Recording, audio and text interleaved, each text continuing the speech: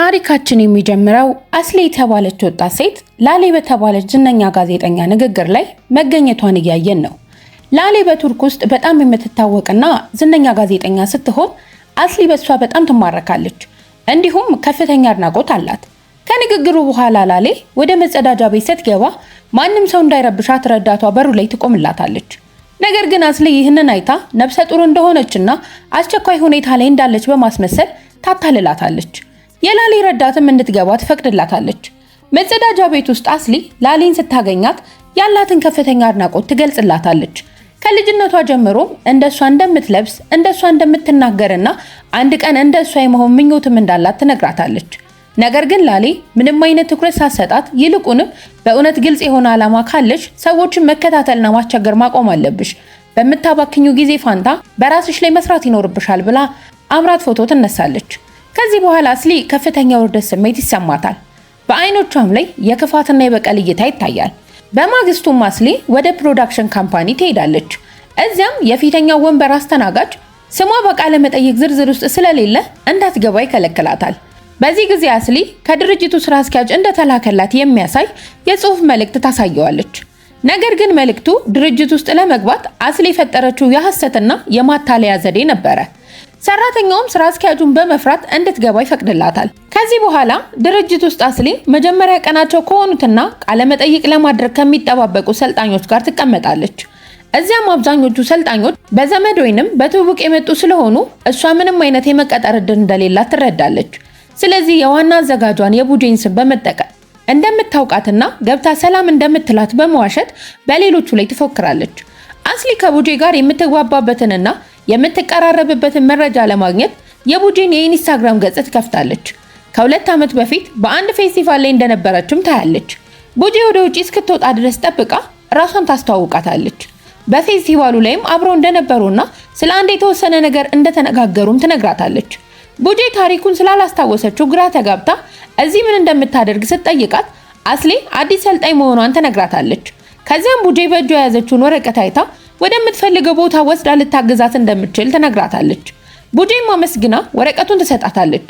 ይሄ የመጀመሪያ ስራዋ እንደሆነም ትነግራታለች። አስሊ በጣም ደስ ይላታል። ወረቀቱን ይዛ ሰልጣኞቹን ወደሚቀበለው ክፍል ትሄዳለች። ነገር ግን እዚያ ያሉ ሰራተኞች ከዚህ ወረቀት ጋር ምንም ግንኙነት አልነበራቸውም። ማን እንደሆነ ሲጠይቋት አስሊ ራሷን ቡጄ የመረጠቻት አዲሷ ሰልጣኝ መሆኗን ትናገራለች። ሁሉም በመገረም ያለምንም ቃለ መጠይቅ ሊቀጥሯት ይገደዳሉ። በመቀጠል ስልጠናው ይጀምራል።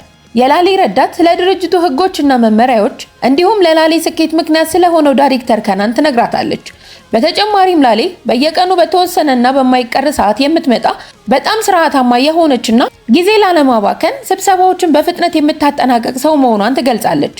እንዲሁም ላሌ ለሁለት ሴት ልጆቿ ትልቅ ትኩረት የምትሰጥ ሲሆን በየቀኑ ከ1 ሰዓት በላይ መድባ አብራቸው ምሳ ትበላለች፣ ወደ ቤትም ተወስዳቸዋለች። ድንገት ለላሌ ረዳት የእሷ መምጫ ሰዓት እንደደረሰ የሚገልጽ መልእክት ይደርሳታል። ረዳቷም ይቅርታ ጠይቃቸው በፍጥነት ትሄዳለች። በዚህ ጊዜ አስሊ ድርጅቱን በራሷ ተዘዋውሯ ለመቃኘት ትወስናለች። ይሄኔ ላሌ ወደ ልብስ መቀየሪያ ክፍል ስትገባና ዳይሬክተሩ ከናን እሷን ሲከተላት አስሊ ታያለች። እዛም ከናን በሚሊዮን የሚቆጠሩ ተከታዮች ያላቸውን የሶሻል ሚዲያ ታዋቂ ሰዎች ገጾችን ለላሌ ያሳያታል። ይህን ከፍተኛ ቁጥር ያለውን ህዝብ አስተያየት ለመቀየር ዜናዎችን ወይንም ወሬዎችን በመላው ሀገሪቱ በሰፊው ለማሰራጨት በአንድም ይሁን በሌላ መንገድ መጠቀም እንዳለባቸው እንደሚያምን ይነግራታል። ነገር ግን ላሌ ነገሩን በማጣጣል እነሱ እኮ ዝም ብለው ታዋቂ ብቻ ናቸው፣ በትክክል ምን እንደሚሰሩ ብትጠይቃቸው ማንም ሊመልስልህ አይችልም፣ ስለዚህ ትኩረት ልንሰጣቸው አይገባም ትለዋለች። ከናን ከክፍሉ ሲወጣ መንገድ ላይ አስሊን ያገኛታል። አስሊም ልክ እንዳየችው ሰላምታ ትሰጠዋለች፣ እራሷንም ታስተዋውቀዋለች። ከናንም ሰላም ካላት በኋላ አይኖችሽ በጣም ያምራሉ ይላታል። ከዚያም ይሄዳል። አስሊ በዚህ በጣም ትደሰታለች። በደስታም የሰማይ ጥግ ላይ ትደርሳለች። በመቀጠል የላሌ የቀጥታ ስርጭት ሰዓት ይደርሳል። በዚህ ሰዓት ላይ ለ28 ዓመታት ካገለገለበት ፋብሪካ ከተባረረ በኋላ ራሱን ለማቃጠል የሞከረ የአንድ ሰራተኛን ታሪክ ልታቀርብ ነበረ። ሰራተኛው በስርጭቱ ላይ በስርቆት ወንጅለውኛል፣ እኔ ግን ጥቂት ቁርጥራጭ ብረታ ብረቶችን እንጂ ሌላ ምንም አልወሰድኩም እያለ ሲናገር ላሌ ንግግሩን አቋርጣ ብረቱን ሸጠ ገንዘቡን ወስደሃል ስትል ትጠይቀዋለች። ሰራተኛውን በጣም ይናደዳል። ድንገትም ከኪሱ ሽጉጥ አውጥቶ ላሌ ላይ ይደቅንባታል። ይሄኔ ላሌ በጣም ትደነግጣለች። ነገር ግን ሁኔታውን ለማረጋጋት እየሞከረች እኔ ወደ የትኛውም ወገን አላደላሁም፣ እውነቱን ብቻ ነው መስማት የምፈልገው ትለዋለች። ሰራተኛው ግን ይበልጥ ተቆጥቶ እነሱ ስሜን አጠፉ፣ እኔ ያደረኩት ጥቂት ቁርጥራጭ ብረቶችን መሸጥ ብቻ ነው፣ ይሄም ለፋብሪካው ምንም አይቀንስበትም ይላታል። በዚህ ጊዜ ከናን ሰራተኛውን እንዲይዙት የፖሊስ ኃይሎች ይጠራል። በሌላ በኩል በላሌ ቤት ውስጥ ባለቤቷ ሰሊም በቴሌቪዥን የሚያየውን ነገር ደንግጦ ይመለከታል። ሁለት ሴት ልጆቹን በፍጥነት ወደ ክፍላቸው እንዲገቡም ያደርጋል። እሱ ግን ልጆቹን ብቻቸውን ጥሎ መሄድ ስለማይችል በከፍተኛ ጭንቀትና መበሳጨት ተቀምጦ ይጠብቃታል። በዚህ መሃል የፖሊስ ኃይሎች ደርሰው ወደ ስቱዲዮ በመግባት ሰራተኛውን በሰዎች ሁሉ ፊት በቁጥጥር ስር ያውሉታል።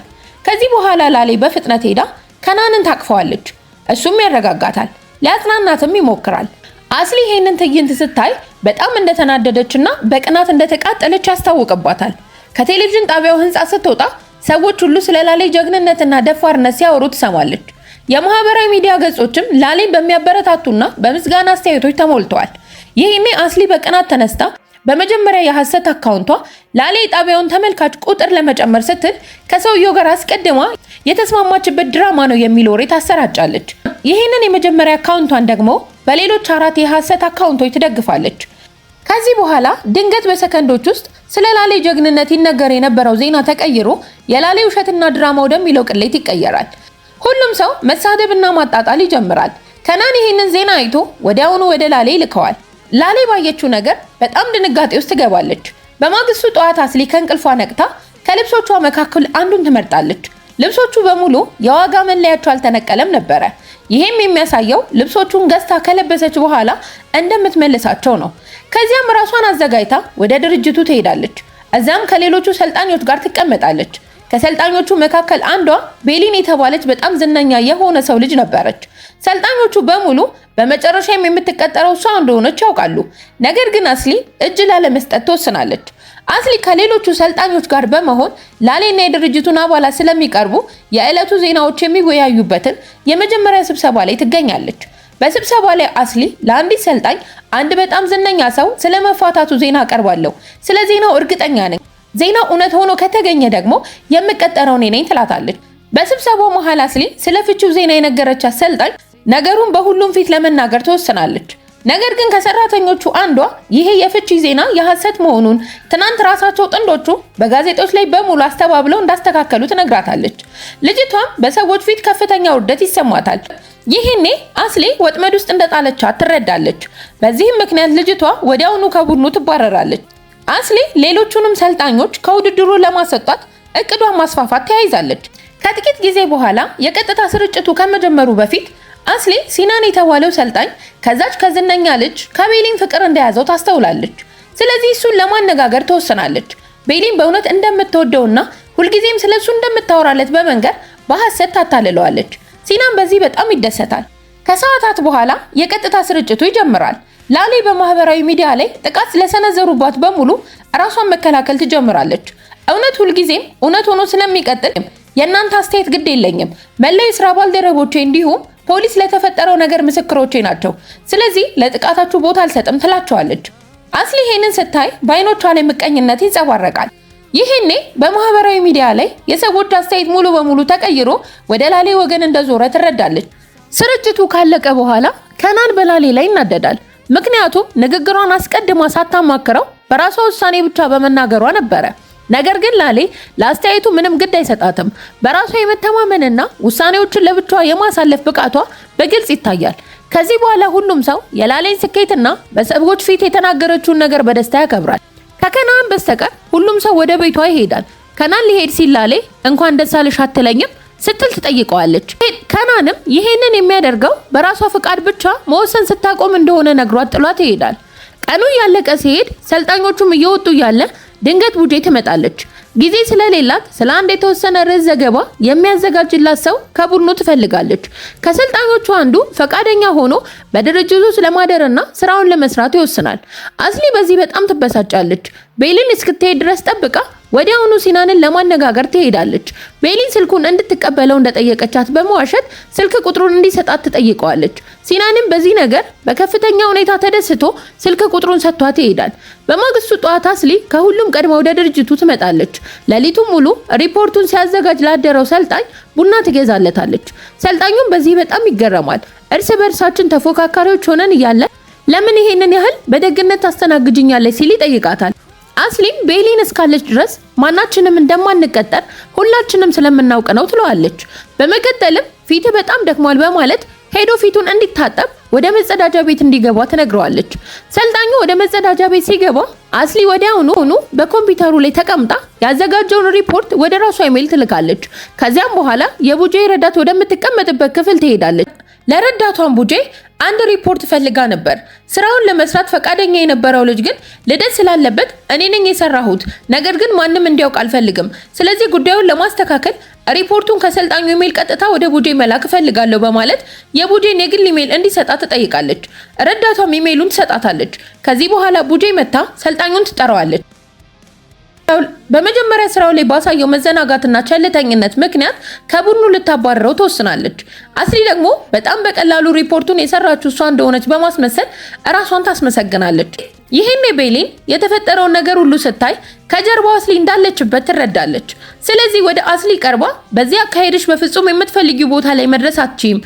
የአንቺና የሌላው ቡድን እዚህ መገኘት ድርጅቱ የእድገት እኩልነት እንዳለው ለማሳየት ያደረገው ሙከራ ብቻ ነው። በእውነታው ግን በአባቴ ምክንያት እድሉን የማገኘው እኔ ነኝ ትላታለች። አስሊም በዚህ በጣም ትበሳጫለች።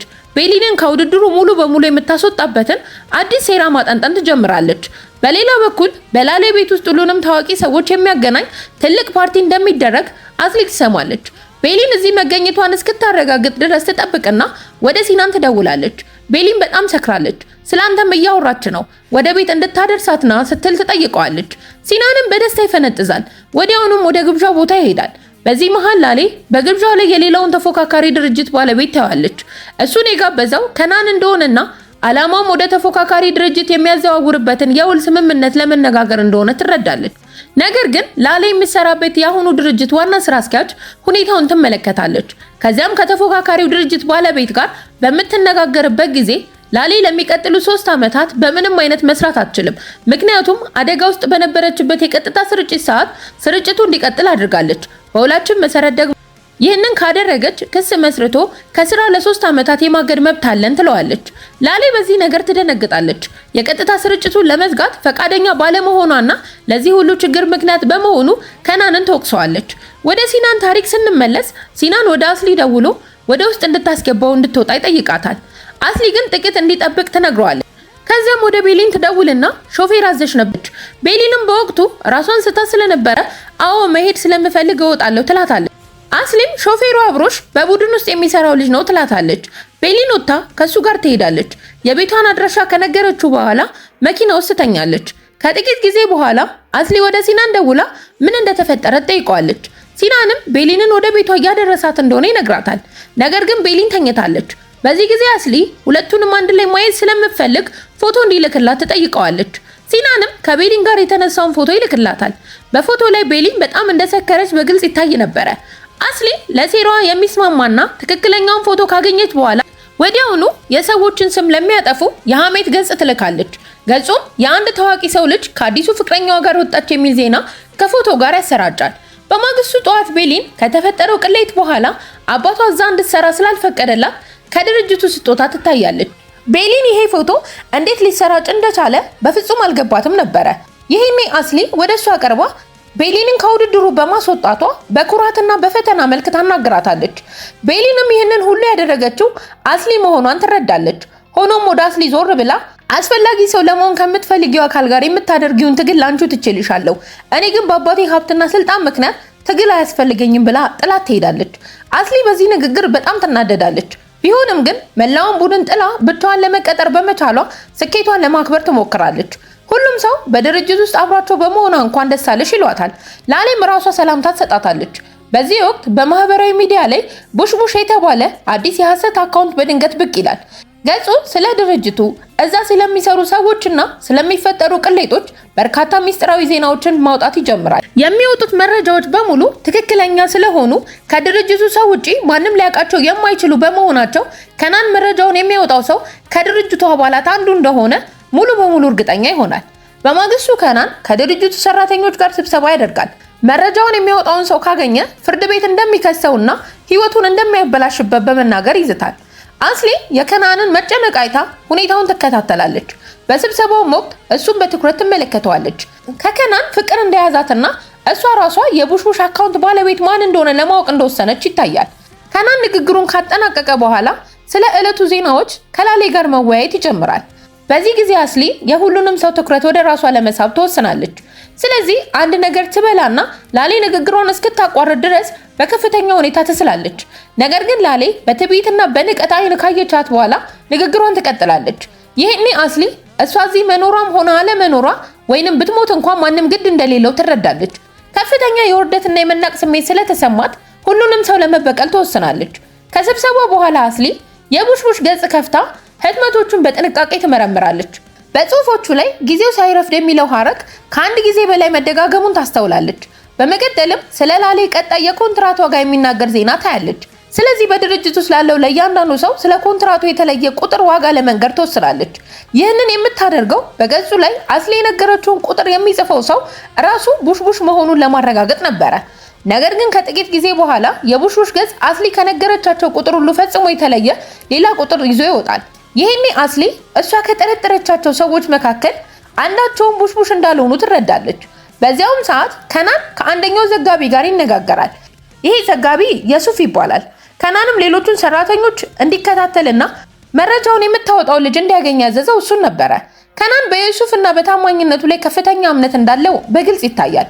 በዚህ መሃል አስሊ ስለ አንድ ዝነኛ ተዋናይ መርዶ ትሰማለች። እሱም በባህር መካከል መርከቡ እንደተቃጠለበት የሚገልጽ ዜና ነበረ። ወዲያውኑ ሄዳ ለከናን ትነግረዋለች። ከናንም ለማረጋገጥ ቀጥታ ወደ ተዋናዩ ለመደወል ቢሞክርም ስልኩ ዝግ ነበረ። ስለዚህ ወደ ቡጄና ላሌ ጋር ሄዶ ይነግራቸዋል። እነሱም ከተዋናዩ ስራ አስኪያጅና ከዘመዶቹ ጋር ለመነጋገር ቢሞክሩ ምንም ሊሳካላቸው አልቻለም። በአስሊ በኩል ግን በከናን ቢሮ ውስጥ ለየት ያለ መልክና ቅርጽ ያለው የአበባ ማስቀመጫ ታያለች። የሆነ ሴራ እያጠነጠነች እንደሆነ በሚያስታውቅ ሁኔታ የአበባ ማስቀመጫውን ለመውሰድ ተወስናለች። ወደ ከናን ስንመለስ ላሌ በዕለቱ የዜና ስርጭት ላይ ስለ ተዋናዩ እንድትናገር ይጠይቃታል። ላሌ ግን ዜናው ስላልተረጋገጠ እምቢ ትላለች። ከናን ግን እንድታስተላልፈው አጥብቆ ይሞግታታል። በዚህም ምክንያት በመካከላቸው ትልቅ ጭቅጭቅ ይፈጠራል። ከዚህ በኋላ የቀጥታ ስርጭቱ ሰዓት ይደርስና ላሌ የተለመዱትን መደበኛ ዜናዎች ማቅረብ ትጀምራለች። በዚህ መሃል ቡጄ ከነሱ በስተቀር ሁሉም ጋዜጦችና የዜና ማህደሮች የተዋናዩ መርከብ መቃጠል እንደዘገቡ ታያለች። የጣቢያው ባለቤትም የተፈጠረውን ነገር አይታ በከፍተኛ ንዴት ወደ ስቱዲዮ ትመጣለች። ዜናው በእነሱ ጣቢያ ላይ እንዲተላለፍ ትፈልጋለች። ከናን ላሌ ዜናውን እንድታነበው ቢጠይቃትም ምንም ለውጥ አታመጣም። ስለዚህ የቴክኒክ ክፍሉ ማስታወቂያ እንዲያስገቡ ያደርግና እንደገና ከላሌ ጋር ይጣላል። ምንም እንኳን ሁሉም ሚዲያዎች ዜናውን ቢያስተላልፉም ላሌ ግን በዓላማዋ በመጽናት ያለምንም ማረጋገጫ ዜናውን አልናገርም ትላለች። ይሄኔ ከናንም ሰዎች ያሮጌ ዘመን ሰው እንደሆነች ከዘመኑ ጋር እንደማትራመድ እየተናገሩ እንደሚሳለቁባት ተናግሮ ጥሏት ይሄዳል። ከማስታወቂያ መልስ ላሌ ስርጭቱን ስቀጥል በድንገት ያ የተባለው ተዋናይ ራሱ ወደሷ ይደውላል። ቡጄ አስሊ ስልኩን በፍጥነት ወስዳ ለላሌ እንድታቀብላት ትነግራታለች። አስሊ በካሜራ ፊት እንደምትታይ ስለምታውቅ በደስታ ስልኩን ይዛ ትሄዳለች። ላሌም በካሜራ ፊት ስሟን ትጠራዋለች። በመቀጠል ላሌ ከተዋናዩ ጋር ትነጋገራለች። ተዋናዩ በማህበራዊ ሚዲያ ላይ የተባለው ወሬ ስላላመነች ያመሰግናታል። ተመልካቾቹም የሚያወሩትን ሁሉ እንደሚያምኑ ምክንያቱም ሁሉም ዜና እውነት እንዳልሆነ ይገልጻል። ይሄኔ ላሌ በድል አድራጊነት ስሜት ከናንን ትመለከተዋለች። ከናንም በንዴት ስቱዲዮውን ጥሎ ይወጣል። ምንም እንኳን ምሽቱን አብሮ ለማሳለፍ ተስማምቶ የነበረ ቢሆንም እያንዳንዱ ሰው የራሱን መንገድ ይይዛል። ምሽት ላይ አስሊ ወደ ቤቷ ተመልሳ ቴሌቪዥን ላይ የወጣችበትን ምስል ደጋግማ ትመለከታለች። ከዚያም የሐሰት አካውንቶቿን በመክፈት ስለራሷ ውበትና መልክ መልካም አስተያየቶችን መጻፍ ትጀምራለች። ይሄን የምታደርገው ለራሷ የተመልካቾች ሰራዊት ለመፍጠር ነበረ። በማግስቱ ጠዋት አስሊ ቡና ልታዘጋጅ ስትል በቡና ማሽኑ ላይ አንድ ወረቀት ታገኛለች። ወረቀቱ ቡናው አልቋል የሚል ሲሆን በወረቀቱ መጨረሻ ላይ ግን ቡሽቡሽ የተባለው አካውንት ሁልጊዜ በጽሁፎቹ ላይ የሚጠቀማቸው ያችን የተለመደች ቃል ትመለከታለች። አስሊ ይህንን ጽሁፍ ማን እንደጻፈው አንደኛዋን የስራ ባልደረባዋን ትጠይቃለች። ይሄኔ የጻፈው የሱፍ መሆኑን ትረዳለች። ወዲያውኑም ሄዳ ታናግረዋለች። እሱ ራሱ ቡሽቡሽ መሆኑን በግልጽ ትነግረዋለች። ለምን ይሄንን እንዳደረገ ስትጠይቀው የሱፍ የጋዜጠኛ ምሩቅ እንደሆነና ምንም ያህል ብቃትና የብዙ ዓመት የሥራ ልምድ ቢኖረውም ከቀላል ዘጋቢነት በላይ ሊያሳድጉት እንዳልፈቀዱ ይነግራታል። የሱፍ ንግግሩን በመቀጠል በድርጅቱ ውስጥ ካሉት ትላልቅ ባለስልጣናት ጋር ሲነጻጸር እሱም ብዛም እንደማይታይ ይገልጽላታል። እነሱ ከላይ ሆነው እንደሚመለከቷቸውና ለነሱ ምንም እንዳልሆኑ አድርገው እንደሚንቋቸው ይነግራታል። ሌላው ቀርቶ በሚያመሰግኑበት ጊዜ እንኳን በትዕቢት እንደሆነና ሁልጊዜ መገኘቱ የማይፈለግ እንደሆነ እንደሚያሳዩት ይጨምርላታል። ዜና የሚሰራባቸው መረጃዎች በሙሉ እሱ እያመጣላቸው እንኳን እስከ ዛሬ አንድም ቀን ስብሰባ ላይ እንዲገኝ እንዳልፈቀዱለት በምሬት ይናገራል። ይሄኔ አስሊ በደንብ እንደምትረዳው ትነግረዋለች። ነገር ግን መብት በትግል ይወሰዳል እንጂ በነፃ አይሰጥምም ትለዋለች። የሱፍ የአስሊን ሐሳብ ስላልገባው ግራ ይጋባል። እሷ በዚህ ምክንያት ነው በዚህ መልኩ የቡሾሽ አካውንት እየተንቀሳቀሰ እንደሆነ ትነግረዋለች። በመቀጠልም ከዚህ መረጃ እሷ ራሷ ተጠቃሚ መሆን እንደምትችልና የሱን ቦታ ልትረከብ እንደምትችል ትገልጽለታለች። የሱፍም ነገሩ ፈንጂ ሆኖ በማንኛውም ሰዓት መጋለጡ ስለማይቀር የፈለገችው ማድረግ እንደምትችል ይነግራታል። በዚህ መሃል ከናን በፊታቸው ሲያልፍ አስሊ በስሙ ትጠራዋለች። ነገር ግን የሚገርመው ምንም አይነት ሚስጥር ሳታጋልጥ ዝም ብላ ሰላምታ ብቻ ሰጠዋለች። ከናን ከሄደ በኋላ ወደ ዩሱፍ ዞር ብላ እንደማታጋልጠው ነገር ግን ከአሁኑ ሰዓት ጀምሮ የእሷ ንብረት እንደሆነና የምታዘውን ሁሉ መፈጸም እንዳለባት ትነግረዋለች። ድንገት ከናን ተመልሶ ይመጣና አስሊ ላሌ በክፍሏ ስለምትፈልጋት እንድትሄድ ይነግራታል። አስሊም ወደ ላሌ ክፍል ስትሄድ የላሌ ረዳት ለሰርጓ እየተዘጋጀች ስለሆነና ጊዜ ስለማይኖራት አስሊን እንደ አዲስ ረዳት አድርጋ ልትቀጥራት እንደምትፈልግ ትረዳለች። ይህኔ አስሊ በደስታ ትፈነጥዛለች። ላሌንም ታመሰግናታለች። በማግስቱ አስሊ እንደተለመደው በጣም በማለዳ ከእንቅልፏ ትነቃለች። ከሷ ጋር አብሮ ለመኖር የወሰነው ዮሱፍ ካጠገቧ ይታያል። አስሊ ተዘጋጅታ ከሁሉም ቀድሞ ወደ ስራ ትሄዳለች። በዚሁ ሰዓት ከናን በቤቱ እያለ ከአንድ ካልታወቀ ሰው የጽሑፍ መልእክት ይደርሰዋል። መልእክቱ በፖሊስ ምርመራ ውስጥ ያሉ ሚስጥሮችና በርካታ ቅሌቶች ያሉበት ፍላሽ ዲስክ እንደሚያስረክበው የሚገልጽ ሲሆን ቅድመ ሁኔታው ግን ስለ ሰጪው ማንነት ምንም ሳይገልጽ በቴሌቪዥን እንዲያስተላልፍ ነበረ።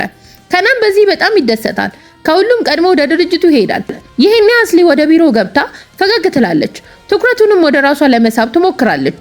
ከጥቂት ጊዜ በኋላ ላሌ ትመጣለች። ዛሬ ከሚተላለፈው ዜና ጋር በተያያዘ ፍላሹን ተቀብሎ የሚመጣ የታመነ ሰው መላክ ስላለባቸው ረዳቷ ኦዚን ለመላክ ትወስናለች። በምላሹም ለሰርጓ ዝግጅት እንዲሆናት የቀረውን የቀኑን ክፍል ጊዜ ፈቃድ ትሰጣታለች። ኦዚ ወደ አስሊ ቀርባ ከላሌ ጋር ስለምታደርገው ስራ ትመክራታለች። እንዲሁም እንድትንከባከባት አደራ ትላታለች። በዚህ መሃል ቡጄ በከፍተኛ ራስ ምታትና በስካር መንፈስ እየተሰቃየች ትመጣለች። አስሊም መጸዳጃ ቤት ውስጥ አንድ ሰው የራስ ምታት ማስታገሻ ኪኒን ጥሎላት እንደሄደ ትነግራታለች። ቡጄ በዚህ ተበሳይታ ወደ መጸዳጃ ቤት ትገባለች። ይሄኔ አስሊ ወዲያውኑ ወደ ኦዚ ቀርባ ቡጄ እንደታመመችና አሁን እንደምትወጣ ትነግራታለች። በዚህ ምክንያት ኦዚ በሰዓቱ መውጣት እንደማትችልና ለነገው የሰርግ ዝግጅቷ እንደምታረፍድባት በመንገር በሐሰት ታስጨንቃታለች። ኦዚም በጣም ትበሳጫለች። በመጨረሻም ፍላሽ ዲስኩን በቢሮ ጠረጴዛ ላይ ትታ ለመሄድ ትወስናለች። አስሊ ይሄንን እድል በመጠቀም ወዲያውኑ ገብታ ፍላሹን ትወስዳለች። በሚስጥርም ትደብቀዋለች። ከዚህ በኋላ አስሊ ከልጆቿ ጋር ምሳ ለመብላት ከምትወጣው ከላሌ ጋር አብራ ትሄዳለች። አብረው እየተመገቡና እየተደሰቱ ያለ ድንገት ከናን ወደ ላሌ ደውሎ ፍላሽ ዲስኩ እንደጠፋ ያረዳታል። ላሌ በሰማችው ነገር በጣም ትደነግጣለች። ከጠዋት ጀምሮ ሲያስተዋውቁ የነበሩት ዋና መረጃ ከሌለ ፕሮግራማቸው ሙሉ በሙሉ እንደሚከሽፍና እንደሚወድቅ ትረዳለች። ስለዚህ ላሌ ከፍተኛ ጭንቀት ውስጥ ትወድቃለች። ከዚህ በኋላ ላሌ ልጆቿን ወደ ቤት ካደረሰች በኋላ ወደ ቴሌቪዥን ጣቢያው ለመመለስ ትወስናለች። አስሊም አብራት ትሄዳለች። ቤት ውስጥ ባለቤቷ ሰሊም ይታያል። አስሊም ሰላምታ ታቀርባለች። ከዚያም ሰሊም እስኪወጣ ድረስ ጠብቃ ከከናን ቢሮ የሰረቀችውን ለየት ያለ መልክና ቅርጽ ያለውን የአበባ ማስቀመጫ ማንም ሳያስተውል ግልጽ ቦታ ላይ ታስቀምጣለች። ሰሊም ተመልሶ መጥቶ አጠገቧ ሲቆም አስሊ በተዘዋዋሪ መንገድ ላሌና ከናን በልብስ መቀየሪያ ክፍል ውስጥ ብዙ ጊዜ አብረው እንደሚያሳልፉ በመካከላቸው ማንም ሰው እንዲገባ ስለማይፈቅዱ እንጂ ቢፈቅዱላቸው ኖሮ ብዙ ነገር እንደሚማሩ በመናገር የጥርጣሬ ወጥመድ ትዘረጋለች። በዚህ መሃል ላሌ ትመለስና ንግግራቸውን አቋርጣ አስሊ መኪና ውስጥ እንድትጠብቃት ትነግራታለች። ይሄኔ ሰሊም የከናንን የአበባ ማስቀመጫ እቤት ውስጥ ይመለከታል። ላሌን እዚህ ቤት የመጣ ሰው ነበር ሲል ይጠይቃታል። ላሌ ግን ማንም እንዳልመጣና ከናን ሊመጣ አስቦ እንደነበረ ነገር ግን በመካከላቸው ጸብ ስለተፈጠረ እንዳልመጣ ትነግረዋለች። ሰሊም ነገሩን ያመናት ቢመስልም በአይኖቹ ላይ ግን የቅናትና የጥርጣሬ እሳት ይነድ ነበረ። ከዚህ በኋላ ላሌና አስሊ ወደ ቴሌቪዥን ጣቢያው ይጓዛሉ። እዚያም ከቡጄና ከሌሎቹ የስራ ባልደረቦቻቸው ጋር በመሆን በስርጭቱ ሰዓት ምን ማድረግ እንዳለባቸው ያስባሉ። ሁሉም ሰው ኦዚን ይወቅሳታል። ምክንያቱም ፍላሹን በቀጥታ ለቡጄ በእጇ ባለመስጠቷ ነበረ። ኦዚም ሁኔታዎችን ለማጣራት የካሜራ ምስሎቹን እኔና ከኔ በኋላ ማን ወደ ክፍሉ እንደገባ እንፈትሽ ስትል ትጠይቃለች። አስሊ ይሄንን ስትሰማ ከፍተኛ ፍርሃት ውስጥ ትገባለች። ከፍላሽ ዲስኩ ሙሉ ለሙሉ ለመገላገል ወስና ላሌ በየቀኑ በምትጠጣው የቡና ኩባያ ውስጥ ትጥለዋለች። በመቀጠልም ትልቅ ጥፋት እንደሰራች በመግለጽ የዛሬውን የካሜራ ቅጂዎች በሙሉ እንዲያጠፋላት ዩሱፍን ትለምነዋለች። በዚህ ሰዓት ከናንና ላሌ በልብስ መቀየሪያ ክፍል ውስጥ ተቀምጠው ነበረ። ላሌ ከስርጩ ሰዓት መቃረብና ከደረሰባት ከፍተኛ ጫና የተነሳ እያለቀሰች ምን ማለት እንዳለባት ግራ ይገባታል። ከናን ሊያጽናናትና ሊያረጋጋት እየሞከረ ያቅፋታል። ከዚህ በኋላ ላሌ ኦዚን ከስራዋ ለጊዜው ልታግዳት ትወስናለች። ይህን ሰርጓን ጨርሳ ራሷን እስክታዘጋጅ ድረስ ነበረ። ኦዚ በከፍተኛ ሐዘን ተሞልታ እቃዋን ይዛ ትወጣለች። ከጥቂት ጊዜ በኋላ የቀጥታ ስርጭቱ እየተላለፈ እያለ ኦዚ ከባድ የመኪና አደጋ እንደደረሰባት የሚገልጽ መርዶ ለጣቢያው ይደርሳል። አስሊን ጨምሮ መላው የሥራ ባልደረቦቿ እሷን ለመጠየቅ ወደ ሆስፒታል ይሄዳሉ። ኦዚ በሆስፒታል አልጋ ላይ ሆና ስለ ላሌ ስትጠይቅ አስሊ እሷ አሁን ፕሮግራም ላይ ስለሆነች በኋላ ትመጣለች ትላታለች። አስሊ ከሆስፒታል ስትወጣ ላሌ ገና ስትደርስ ታገኛታለች። አስሊ ግን እንዳትገባ በመከልከል ኦዚ ዳግመኛ ልታሽ አትፈልግም ትላታለች። ላሌ በዚህ ነገር በራሷ በጣም ትበሳጫለች። የበደለኝነትም ስሜት ይሰማታል። ሆኖም የሆስፒታሉን ወጪ በሙሉ እሷ ለመሸፈን ትወስናለች። በመቀጠልም አስሊን አዲሷ ረዳቷ እንድትሆን ትጠይቃታለች። አስሊ ሁለተኛውን ትልቅ ዓላማዋን በማሳካቷ በከፍተኛ ሁኔታ ትደሰታለች። ይሄም ወደ ላሌ ይበልጥ በመቅረብ ከከናን የማራቅ እቅዷ ነበረ። ምሽት ላይ አስሊ በደስታ ጥግ ደርሳ ወደ ቤቷ ትመለሳለች። የሱፍ ቤት ውስጥ ምግብ እያዘጋጀ ይጠብቃት ነበረ። ይሄኔ አስሊ የካሜራውን ቅጂዎች ይዞ እንደሆነ ስትጠይቀው የሱፍ ምስሎቹን እንደወሰዳቸው ነገር ግን ለሷ እንደማይሰጣት ይነግራታል። ምክንያቱም አሁን ምስሎቹ የሱ ንብረቶች ናቸው። አስሊ ቀደም ሲል እሱም በቡሽቡሽ አካውንቱ እንዳስፈራራችሁ ሁሉ አሁን ደግሞ የሱፍ እሷን መልሶ ያስፈራራታል። ይሄኔ አስሊ በጣም ትናደዳለች። በመጨረሻም ላሌ ኦዚን ከስራ ያባረረቻት ልታገባ ስለሆነና ያገቡ ሴቶች እንዳይሰሩ እንደምትፈልግ የሚያሳይ ነው የሚል ወሬ እንዲያወጣ የሱፍን ታዘዋለች። በማግስቱ ጠዋት ሰሊም በሬስቶራንት ውስጥ ሆኖ ላሌን ለመጀመሪያ ጊዜ ያየበትንና በእሷ ፍቅር የወደቀበትን ጊዜ ወደ ኋላ ያስታውሳል። በወቅቱ እሷና ቡጄ በጣም የቅርብ ጓደኛ ማቾች ነበሩ። ቡጄም ሰሊም ከሌላ ፍቅር እንደያዘው አስተውላ እንዲያናግራት ታበረታታው ነበረ። ሰሊም ካለፈው ትዝታው በከፍተኛ ሐዘን ውስጥ ሆኖ ይነቃል። አሁን ግን በሚስቱ ታማኝነት ላይ ከፍተኛ ጥርጣሬ አድሮበታል። ወደ አስሊ ስንመለስ ሆስፒታል ውስጥ ኦዚን ለመጠየቅ ትሄዳለች። ኦዚም ላሌ ስለኔ ጠይቃለች ስትል ትጠይቃታለች። አስሊ ግን ስላንቺ ትንፍሽ እንኳን አላለችም በማለት ተዋሻታለች።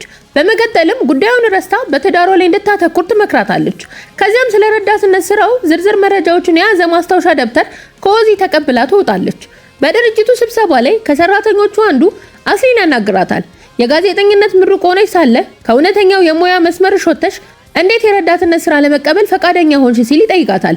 አስሊ ግን በውሳኔው ውስጥ ጣልቃ እንዳይገባና የምታደርገውን ነገር ጠንቅቃ እንደምታውቅ ትነግረዋለች። ከስብሰባው በኋላ አስሊ ወደ ላሌ ክፍል ትሄዳለች። ይሄኔ አንድ የተወሰነ ዜና ለመዘገብ በማግስቱ ወደ ሌላ ከተማ እንደሚጓዙ ትረዳለች። አስሊ ማብራት ለመሄድ እንደምትፈልግ ትገልጻለች። እዚያም ጊዜዋን በጥሩ ሁኔታ እንደምታሳልፍ ትነግራታለች። በመቀጠልም ልታደርገው የሚገባትን አንድ የተወሰነ የጫማ አይነት ታስታውሳለች። አስሊ ላሌን እያንዳንዱ ዝርዝር ሁኔታ ትከታተል ስለነበረ የላሌን እቃዎች ከራሷ ከላሌ በላይ ታውቃቸው ነበረ። ላሌ ጫማ ቤት ውስጥ እንዳለ ስትነግራት አስሊ ሄዳ ለማውጣት ትወስናለች። አሁንም የሆነ ሴራ ማቀዷ በግልጽ ይታያል። አስሊ ወደ ላሌ ቤት ስትደርስ ሰሊም እዚያ ተቀምጦ ታገኘዋለች። ከሱ ጋር እያወራች እያለ ከከናን ቢሮ የሰረቀችውን የአበባ ማስቀመጫ ንብረት እሷው ራሷ እዚያ አስቀምጣው እንደነበረና አሁን ግን ረስታው ልትወስደው እንደመጣች ትነግረዋለች። በአነጋገሯም ሰሊም የአበባ ማስቀመጫውን እንድትወስድ የላካት ራሱ ከናን እንደሆነ አድርጎ እንዲያስብ ታደርገዋለች። በዚህም የሰሊም ልብ ውስጥ ያለውን የጥርጣሬና የቅናት እሳት ይበልጥ ማቀጣጠል ትችላለች። ከዚያም የአበባ ማስቀመጫውና ጫማውን ይዛ ትወጣለች። ከዚህ በኋላ የቀጥታ ስርጭቱ ሰዓት ይደርሳል። ይሄኔ ላሌ የሆነ አስቸኳይ ነገር ቢፈጠር በሚል ስልኳን ከነ ፓስወርዱ ለአስሊ ትሰጣታለች። አስሊ ይሄንን ወርቃማ አጋጣሚ በመጠቀም የላሌን ስልክ ትከፍታለች። ይሄኔ በውስጡ ያሉትን ፎቶዎች በሙሉ መፈተሽ ትጀምራለች። በመጨረሻም በላሌና በከናን መካከል ብቻ የተደበቀ ሚስጥራዊ የፎቶ አልበም ታገኛለች። ይሄም ከናን ከማግባቷ በፊት በመካከላቸው የፍቅር ግንኙነት እንደነበረ የሚያረጋግጥ ነበረ። አስሊ በዚህ ከፍተኛ ሁኔታ ትደሰታለች። ስለዚህ አዲስም የሴራ እቅድ ማውጣት ትጀምራለች። ስርጭቱ ካለቀ በኋላ አስሊ ላሌን በክፍሏ ውስጥ ትጠብቃታለች። ካለፉበት አስቸጋሪ ቀውስ በሰላም በመውጣታቸው ምክንያት አብሮ እንዲያከብሩ ትጠይቃታለች። ላሌንም እንድትቀመጥና እንድትጠጣ ጋብዛት ሙሉ በሙሉ እስክትሰክር ድረስ ታጠጣታለች። ከዚያም ወደ ውጭ ወጥታ ወደ ሰሊም ትደውላለች። ላሌ ከከናን ጋር እያከበረች ስለሆነ ወደ ቤት ለመመለስ ትቆያለች ስትል ትነግረዋለች። በመቀጠል አስሊ ከናንን ታገኘዋለች። የሰከረች በመምሰል ላሌ ሁልጊዜም ስለአንተ ስለገዛው ሸሚዝና አብራችሁ ስላሳለፋችሁት ጊዜ ታወራለች ትለዋለች። በከናን አይኖች ላይ ትልቅ የደስታ ስሜት ይታያል። ከናን ራሱ ላሌን ወደ ቤቷ ሊያደርሳት ስለወሰነ አስሊ ከድርጅቱ ሾፌር ጋር እንድትሄድ ያደርጋታል። አስሊ ሶስተኛውን ትልቅ እቅዷን በማሳካቷ በደስታ ትፈነጥዛለች። ይሄኔ ከናን ላሌን ወደ ቤቷ ያደርሳታል። ጉንጯን ስሞን በማግስቱ አብረው ለመጓዝ ጠዋት እንደሚመጣ ይነግራታል። ላሌ በከናን አነጋገርና አካሄድ ትገረማለች። ቢሆንም ግን አመስግና ወደ ቤቷ ትገባለች። በማግስቱ ጠዋት ላሌና ከናን አብረው ይጓዛሉ። ላሌ ፕሮግራሟን እዚያ ካቀረበች በኋላ ለማረፍ ወደ ሆቴል ትመለሳለች። በዚህ ጊዜ አስሊ ወደ ዮሴፍ ደውላ ላሌ አሁን በራላት የሚል ይዘት ያለው አዲስ ወሬ በገጹ ላይ እንዲያወጣ ታዘዋለች። ይህ ማለት እሷ አዲስ የፍቅር ግንኙነት ውስጥ እንዳለች ለማሳየት ነበረ። በሬስቶራንቱ በኩል የሰሊም ልጅ ይህንን ማስታወሻ ታያለች። ስለ ትርጉሙ አባቷን ትጠይቀዋለች። ሰሊም በዚህ ነገር በጣም ይደነግጣል። በላሌ ላይ ያለው ጥርጣሬም ይበልጥ ይበረታል። ወደ አስሊ ስንመለስ ወደ ሆቴሉ ደውላ ወደ ከናን ክፍል መጠጥ እንዲያደርሱ ታዛለች። ከናን ይህንን ሲያይ ላሌ ወደ ክፍሏ የጠራችው መስሎት ይሳሳታል። ስለዚህ በፍጥነት ወደ እሷ ክፍል ይሄዳል። ወደ እሷ ቀርቦ በጣም እንደናፈቃት ይነግራታል። አስሊ በዚህ መልኩ የላሌን የትዳር ህይወት ሙሉ በሙሉ ለማፈራረስ የምታደርገውን ሴራ ታሳካለች። ላሌ ግን ከናንን አስቁማ የሚያደርጉት ነገር ስህተት እንደሆነ ትነግረዋለች። ከናን በዚህ በጣም ይናደዳል። ሁልጊዜም የማይረዱ ፍንጮችን ትሰጭኛለሽ፣ ስሜትሽን በትክክል መወሰናችም እኔን ትተሽኝ ከባልሽና ከሁለት ልጆችሽ ጋር ፍጹም የሆነ ህይወት መስርተሻል። እኔ ግን በየቀኑ በሐዘን ብቻዬን አድራለሁ ይላታል። ላሌ ግን ነገሩን በማጣጣል አንተ እኮ ከግማሽ የኢስታንቡል ሴቶች ጋር ግንኙነት አለ ትለዋለች። እሱም ከነሱ መካከል በማግስቱ ጠዋት አጠገቤ የምትነቃ አንዲትም ሴት የለችም። በእውነቱ አጠገቤ መሆን የነበረብሽ አንቺ ነሽ። እኔ ውጪ ላይ ደህና የሚመስል ብሆንም ከሁለታችን መካከል ግን ካንቺ በቀር ማንም ደህና የሆነ ሰው የለም ይላታል። ይሄኔ ላሌ በንግግሩ በጣም ትበሳጫለች። ወዲያውኑም በረራ አዘጋጅታ ወደ ቤቷ ለመመለስ ትወስናለች። ከጥቂት ጊዜ በኋላ ላሌ እቤቷ ትደርሳለች። ነገር ግን ባለቤቷ ሰሊም በአቀራረቡ ላይ እንግዳ የሆነ ነገር ታስተውላለች። ድንገት ሰሊም ያደረበትን ጥርጣሬ በፊቷ ይዘረግፈዋል። እንደዋሸችውና እንደከዳችው ይነግራታል። ምንም እንኳን ብትዋሽኝና ብትከጅኝም በመካከላችን ጠንካራ የቤተሰብ ትስስርና ልጆች ስላሉ ጥየሽ መሄድ አልችልም ይላታል። ሆኖም ግን ከዛሬ ጀምሮ ለብቻው በሌላ ክፍል ውስጥ ለመተኛት ይወስናል። ላሌ በዚህ ነገር ትደነግጣለች። ለዓመታት በጥንቃቄ የገነባቸው የቤተሰብ ስርዓት በአንድ ጊዜ ሲፈራርስ ማመን ያቅታታል። በማግስቱ በቀጥታ ስርጭቱ ሰዓት አስሊ ላሌን ትኩረት ለመበተን ትወስናለች። የላሌ ልጅ አይነት ስም ካላት አንዲት ጓደኛዋ ጋር ትደውላለች። ዓላማዋ ላሌ ስልኩን ጥሪ አይታ እንድትደነግጥና እንድትጨነቅ ለማድረግ ነበረ። ላሌ በቀጥታ ስርጭቱ ላይ ሆና በከፍተኛ ፍርሃት ትቆማለች። ስልኳን ተቀብላ ስለ ልጇ ደህንነት ለማረጋገጥ ወደ ሰሊም የጽሑፍ መልእክት ትልካለች። ነገር ግን ልጇ ሰላም እንደሆነችና አስሊ ሆን ብላ ልታስደነግጣት እንደፈለገች ትረዳለች። ከፕሮግራሙ በኋላ ላሌ ከአስሊ ላይ የጓደኛዋን የሜሊሳን ስልክ እንድትሰጣት ትጠይቃታለች። አስሊ በዚህ ጊዜ በከፍተኛ ሁኔታ ትጨነቃለች። ነገር ግን እንደ እድል ሆኖ በዚህ መሃል ከኦዚ ቪዲዮ ጥሪ ይመጣል። ኦዚም ቀደም ሲል እንደተስማሙት ላሌ በሰርጓ ላይ ሚዜ እንድትሆንላት ትጠይቃታለች። ላሌ በዚህ በጣም ተደስታ ፈቃደኛ መሆኗን ትገልጻለች። አስሊ ግን ላሌ በሷና በኦዚ መካከል ገብታ ያደረገችውን ሴራ እንዳታውቅባት ትሰጋለች። ስለዚህ በፍጥነት ከድርጅቱ ወጥታ ወደ ዮሴፍ ትደውላለች። ከናን ከላሌ አዲሷ ረዳት ከአስሊ ጋር የፍቅር ግንኙነት አለው የሚል አዲስ ወሬ በገጹ ላይ እንዲያወጣ ታዘዋለች። ይህንን የምታደርገው ራሷን ለመከላከልና ሌላ አዲስ ሴራ ለመጠንሰስ ነበረ። በማግስቱ ጠዋት ላሌ ከሰሊም ጋር በመሆን ወደ ኦዚ ሰርግ ትሄዳለች። አስሊ ደግሞ እቤት ሆና የሰርጉን ቪዲዮዎች በሙሉ በትኩረት ትከታተላለች። በሰርጉ ቦታ በሰሊምና በከናን መካከል ትልቅ መፋጠጥ ይታያል። በመካከላቸው ስለ ላሌ መብት የሚጣሉና እሷን በህይወታቸው ለማስቀረት ማናቸው እንደሚገባቸው እርስ በርሳቸው የሚፈታተኑ ይመስሉ ነበረ። ከሰርጉ በኋላ ላሌ ከሰሊም ጋር ልትሄድ ስትል ድንገት ኦዚ ከበስተጀርባዋ መጣ ሆስፒታል ልትጠይቃት ባለመምጣቷ እንደተቀየመቻት ትነግራታለች። ላሌ በዚህ ጊዜ እውነቱን ትረዳለች። ከኦዚ ጋር ያላትን ወዳጅነት ያበላሸችው ከናን በሷ ላይ የተሳሳተ የስሜት ፍንጭ እንዲያድርባት የሚያደረገችው እንዲሁም በሰሊም ልብ ውስጥ የጥርጣሬ ዘር የዘራችው እራሷ አስሊ መሆኗን ታውቃለች። ይሄኔ ለመጀመሪያ ጊዜ በዩኒቨርሲቲው መጸዳጃ ቤት ውስጥ አስሊን ያየችበትና በንግግር ካዋረደቻት በኋላ በአስሊ አይኖች ላይ ታየውን ያንን የክፋትና የቅናት እይታ ወደ ኋላ ታስታውሳለች።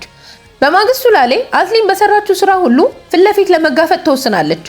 አስሊም ያንን ጽሑፍ የላሌን ህይወት ለማፈራረስ ስትል ይህንን ሁሉ እንዳደረገች በኩራት ትነግራታለች።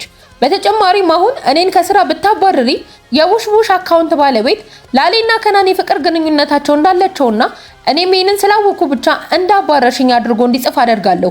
ስለዚህ በኔ ላይ ምንም ልታደርጊያችሁም ስትል ትዝታለች። ላሌ ግን ነገሩን በፈገግታ አልፋ በደንብ እንደምትቀጣት ትነግራታለች። ከጥቂት ጊዜ በኋላ የስብሰባው ሰዓት ይደርሳል። ላሌ አስሊን ወደ ሌላ ከተማ ተዛውራ በዘጋቢነት እንድትሰራ እድገት እንደሰጠቻት በሁሉም ፊት ትናገራለች። አስሊ በሰማችው ዜና በጣም ትደነግጣለች። ወደ ላሌ በክፋት የተሞላ እይታ ትመለከታለች። ከዚህ በኋላ አስሊ ወደ አንካራ ከተማ ተዛውራ መስራት ትጀምራለች። ነገር ግን እዛ ሆና እንዴት ወደ ኢስታንቡል ልትመለስ እንደምትችል አዲስ ሴራ ማሰብ ትጀምራለች። አንድ ቀን ከአንደኛው ዘጋቢ ጋር የሬዲዮ ስርጭት መኪና ውስጥ ትገባለች። ዘጋቢው የሆነ ነገር ሊገዛ ለባልደረባው መኪናውን ትቶ ሲወርድ አስሊ መኪናውን አስነስታ ስለሄደች መኪናው ከከፍተኛ ኮረብታ ላይ ተንከባሎ በመውደቅ መላው የፊልም ቀረጻ እቃዎች በሙሉ ይሰባበራሉ። በዛው ምሽት ዝናብ በሚዘንብ ሰዓት ሆን ብላ ስስ ልብስ ለብሳ በሩቅ ትቆማለች። ዓላማዋ እንደታመመች ማስመሰል ነበረ። በማግስቱ በጠና ታማ ወደ ሆስፒታል ትወሰዳለች። የቴሌቪዥን ጣቢያው በሁኔታው አዝኖ በፍጥነት ወደ ኢስታንቡል እንዲመልሷት ይወስናል። በዚህ መሃል ሰሊም ላሌ ከከናን ጋር ያላትን የሥራ ግንኙነት እንድታቋርጥና ከናን ባለበት ሁኔታ አዲሱን የሥራ ውል እንድታድስ ይጠይቃታል። ላሌ በሰሊም ጥያቄ ትደነግጣለች። ምን ማድረግ እንዳለባትም ግራ ይገባታል። በማግስቱ ከናን የእሷን ግራ መጋባት ያስተውላል። ይሄኔ ያጣቸውና አብረው ሊኖሯቸው የሚገቡትን ዓመታት እንዲያካክሱ ወደ እሱ እንድትመለስ ይጠይቃታል። ለውሳኔዋ እስከ ምሽት ድረስ እንድታስብበትም ይነግራታል። ቀደም ሲል ይገናኙበት በነበረው በዚያው ድሮ ቦታ ላይ እንዲገናኙም ቀጠሮ ይሰጣታል። ከዚህ በኋላ ላሌ ረጅም ሰዓታትን ካሰበች በኋላ ወደ ቀጠሮ ቦታ ትሄዳለች። የመጨረሻ ውሳኔዋንም ለከናን ታስረዳዋለች። እሷም ባለቤቷና ልጆቿን በፍጹም እንደማትተው ይልቁንም እረፍት፣ መረጋጋትና እውነተኛ ፍቅርን ወደምታገኝበት ወደ ቤተሰቧ ቤት እንደምትመለስ ትነግረዋለች። ከዚያም ጥለው ትሄዳለች። ላሌ ወደ ቤቷ ተመልሳ ሰሊምን አቅፈው የሚፈልገውን ነገር ሁሉ እንደምታደርግለት ቃል ትገባለች። በዚህ ሰዓት ከናን በከፍተኛ ሐዘንና ተስፋ መቁረጥ ውስጥ ሆኖ ወደ ቤቱ ይመለሳል። ይሄኔ ድንገት የሱፍ ስለ ቡጄ የተዘጋጀውን ሪፖርት ሊያስረክበው ይመጣል። ከናንም አብሮት እንዲቀመጥ ይጠይቀዋል። የሱፍም እስከ ዛሬ ድረስ ስላሳለፈው አስቸጋሪ የህይወት ጉዞ፣ ስለ ትዕግስቱና ስለ ጽናቱ እንዲሁም ያ ሁሉ ጥረቱ በፍቅር ላይ የተመሰረተ እንደነበረ በምሬት ይተርክለታል። ፍቅር ፊቱን ካዞረበት በኋላ አሁን ሊታገልለት የሚችለው ሌላ ምንም አይነት ዓላማ እንደሌለው ይነግረዋል። የሱፍ በዚህ በጣም ያዝናል። ገና በመጀመሪያው ስለ ድርጅቱ ሚስጥራዊ መረጃዎችን በማውጣቱ እንዲሁም ደግሞ አስሊን በክፉ ሴራዎቿ ሁሉ በመርዳቱ በከናን ላይ ከፍተኛ የበደለኝነት ስሜት ይሰማዋል። ከጥቂት ጊዜ በኋላ የሱፍ ወደ ቤት ተመልሶ ስለ ከናን ሁኔታ ለአስሊ ይነግራታል። አስሊ ግን ይሄንን ጊዜ ለረጅም ጊዜ ስትጠብቀው እንደነበረ ተናግራ ስትደሰት የሱፍ በሷ ላይ በጣም ይናደዳል። ይሄኔ አንቺ እኮ በክፋትሽ የሰዎችን ህይወት በሙሉ አጠፋሽ፣ በፍጹም ምንም አይነት ርህራሄና ስሜት የሌለሽ ፍጡር ነሽ ብሏት ቤቷን ጥሎላት ይሄዳል። መንገድ ላይ ያለም በቡሽቡሽ አካውንቱ ላይ እውነተኛ ማንነቱን የሚያሳይና ጥፋቱን የሚያምንበትን የመጨረሻ ጽሑፍ ለማውጣት ይወስናል። በዚህ መሃል አስሊ ራሷን አዘጋጅታ ወደ ከናን ቤት ትሄዳለች። እዚያም አብረው ያድራሉ። በማግስቱ ጠዋት ከናን ሲነቃ አስሊ አሁንም እዚያው መኖሯን ያያል። ይሄኔ ከቤቱ እንድትወጣለት ይጠይቃታል። አስሊ ግን አንተ ከላሌ ጋር ያለህን መንገድ ጨርሰሃል፣ ከኔ ጋር ግን አዲስ መንገድ ትጀምራለህ። እኔ ወደ ድርጅቱ ከመጣሁበት የመጀመሪያ ቀን ጀምሮ ይህ እንደሚሆን አውቅ ነበር ትለዋለች። ከናን ግን በጣም በቀላሉ ከቤቱ ያባርራታል። ከዚህ በኋላ አስሊ ወደ ድርጅቱ ትሄዳለች። ነገር ግን የመግቢያ ካርዷ እንደማይሰራና ከስራ ሙሉ በሙሉ እንደተባረረች ትረዳለች። አስሊ ያሴረችው ሴራና እቅድ በሙሉ በመክሸፉ በጣም ትናደዳለች። ልቧም ይሰበራል።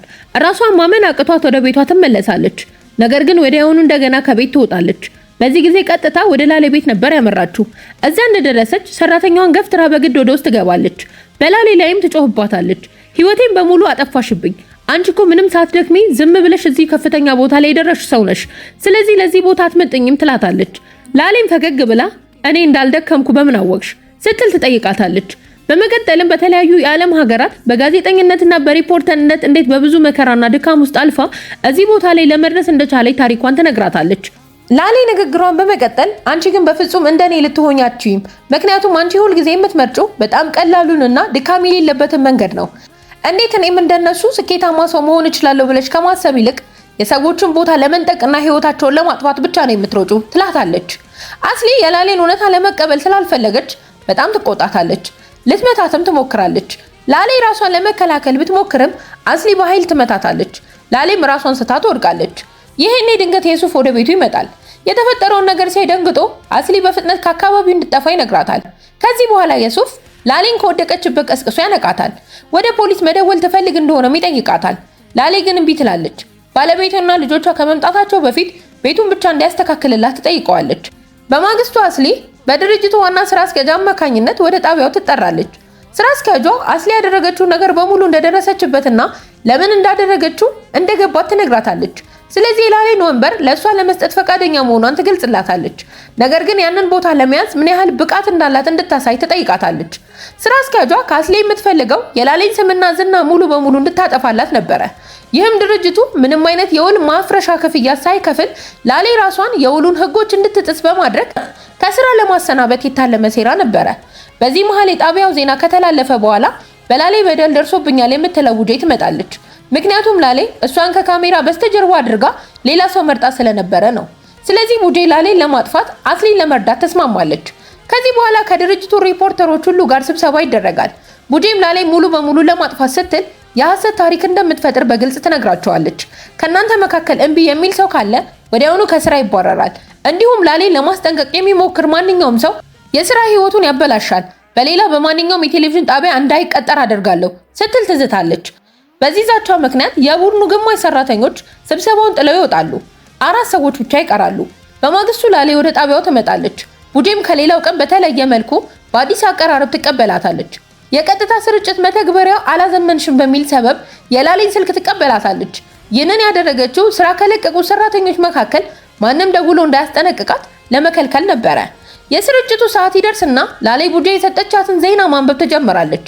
ዜናው በሀገሪቱ መንግስትና በምክር ቤቱ መካከል ስላለው ጦርነት የሚናገር ሲሆን የሀገሪቱ ብሔራዊ ደህንነት ሊያናጋ የሚችል እጅግ አደገኛ የሐሰት ወሬ ነበረ። ላሌ በዜናው መሃል ንግግሯን በድንገት አቋርጣ ወደ ተመልካቾች ትመለከታለች። አሁን የተነገርኩት ነገር በሙሉ ውሸት ነው። ከ10 ዓመታት በላይ አብረውኝ የሰሩት ጓደኞቼ ከርተውኛል።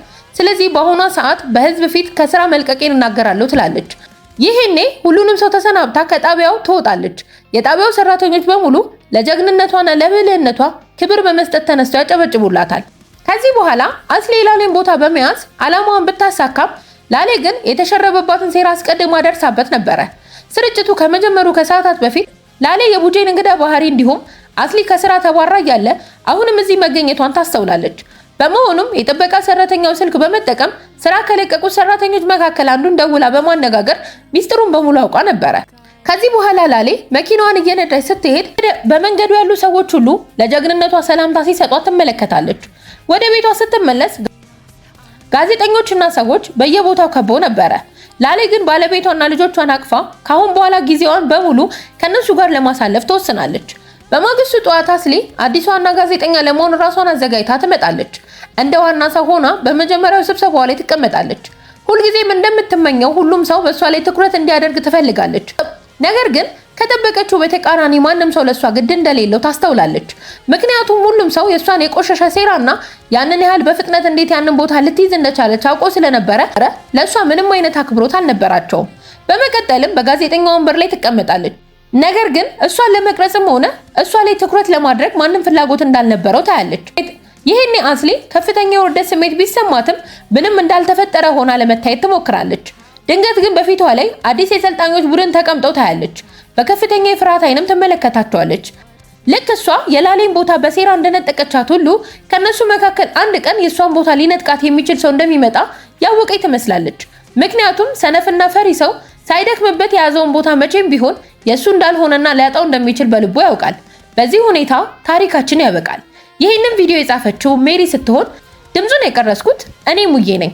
እስከ ቪዲዮ ፍጻሜ አብራችሁኝ ስለቆያችሁ እያመሰገንኩኝ ቻናሉን ሰብስክራይብ በማድረግና የደውል ምልክቷን በማብራት ቤተሰባችንን ተቀላቀሉ።